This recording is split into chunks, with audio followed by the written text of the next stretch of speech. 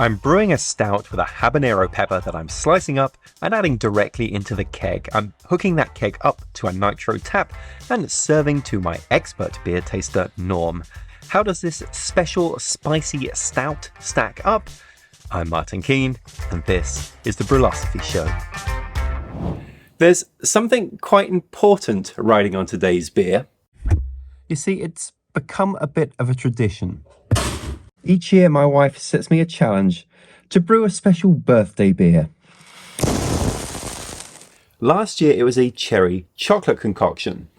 I actually think this is probably the best beer you've ever made. Wow. The year before that was some peanut butter concoction. PB2. This is powdered peanut butter. So my wife's request for this year's drink is a dry Irish stout, creamy in texture, with a kick of habaneros. And I think I've got just the recipe. Gonna mash for now, 152 Fahrenheit, 67 Celsius. Let's grab a coffee and now I'll tell you about what's in here.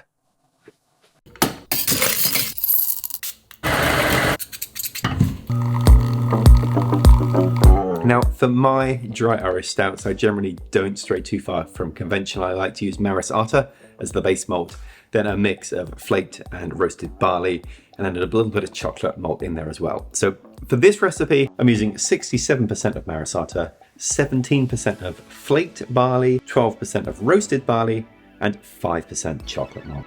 Now, I've not used habanero peppers in a beer before, and it seems that they can be added at just about any stage, so mash, boil, fermenter, or in the serving vessel. I'm going to toss them into my keg, and an article on byo.com states that leaving the peppers in a keg of beer does not seem to be detrimental to the flavour over time. All the heat will be extracted after a week or so, and once that happens, the beer will not subsequently get progressively hotter. The other choice I have to make is whether to place an actual pepper in my keg or use a tincture where the pepper is soaked in alcohol, removed, and the liquid itself is what is added. Which is best? Well, an experiment from former Brülosophy contributor Jake Houlihan tested this out with a Kolsch where the purpose was to evaluate the differences between beers where either fresh chili peppers were added directly or a chili pepper tincture was used. Jake sliced and washed 6 jalapenos, and then 3 were added to a vacuum sealed bag and put into the freezer, and 3 were diced and added to canning jars with 4 ounces of Everclear for a week. After a week, the peppers were added directly into one beer, and the pepper tincture, which had the peppers strained out, were added to the other. Could taste as though tell a difference. Well, a total of 23 participants were served 1 cup of the chili beer and 2 cups of the chili tincture beer in different coloured cups and asked to identify the unique sample. A total of 12 tasters would have had to accurately identify the unique sample in order to reach statistical significance, but only 10 did. So no, participants couldn't tell the difference. Now, I think in many ways the tincture approach is best as you can adjust the amount of liquid and thus heat to taste. But I'm going all in with the laziest method of just tossing a sliced habanero pepper directly into the keg, and we'll see what we get. Okay, for the hop schedule, I'm going to bitter with Warrior hops, going for around 33 IBU. Then I am going to add some hops for flavour and aroma. For those, I'm using Fuggle. I think Fuggle gives a nice character to this beer, so I'm adding 25 grams of Fuggle at 15 minutes and another 25 grams of Fuggle with 5 minutes left in the boil. Got my wort in my fermenter. I am fermenting with Imperial Yeast's Darkness. Gonna ferment this at 68 Fahrenheit or 20 Celsius. Now, before we get to adding the habanero, a quick reminder to consider becoming a patron of Brülosophy. By committing to a small monthly pledge, you'll receive rewards like access to unpublished recipes, unique discounts at Yakima Valley Hops, and an invitation to a monthly live Q&A. With fermentation complete, it was time for the important step. I need to add the pepper. Now, I have got here a collection of peppers. Now, these are frozen peppers grown here at home. Now, whenever you add something into finished beer, you need to be concerned about infecting that beer. These are frozen, which should have killed anything off, but I am also going to take some additional precautions. But before I do anything, I'm going to put on some gloves and then really try to remember not to like scratch my face or something. All right, let's just sanitize these. So I'm going to soak this in some star sand for a few minutes and let it defrost.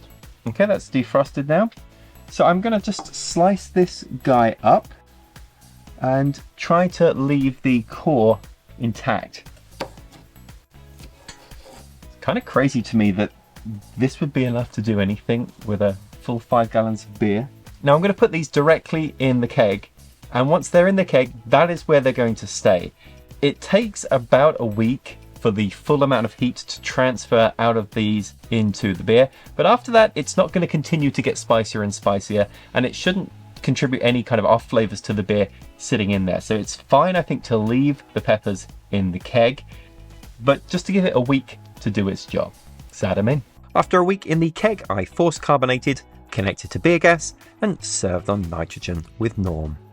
This is a little unnecessary, Okay. but That's a habanero. That's Yeah, habanero. I recognize it. Yeah. So there's actually a sliced up, sanitized habanero chilling in the bottom of the keg. Oh, I like really spicy stuff. Yeah. Like I've done all the hot sauces up to the 2 million Scoville jobs. We'll see how much spice it's got. Okay. It's not intended to be like a hot one's hot sauce. Right. Yeah, It's supposed I to be a understand. little bit on the finish, but we'll see. Yeah. So so you poured it on out the nitrogen tap. We did. Hopefully we'll just add a little bit of creamy mouthfeel. That's usually the case with I find with the stout that's on nitro. I mean, it's come out pretty dark. It's gorgeous.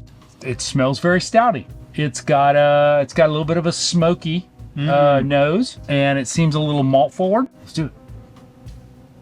At least on first quaff, I'm not getting much in the way of pepper. Now, I spoke to Donna before we did this. She noticed some spice in the beer. Are you picking up spice? Yeah. So what's interesting, it's been in the keg for about a month now. Okay. We debuted it on her birthday. Right. It had much more of a kick Right. a month ago Yeah. than it does now. Huh. I still do detect a little bit of spice on the finish, and maybe when you've had a bit more, you might as well. But Maybe. it was more noticeable a month ago than it is Right. than it is Right. now.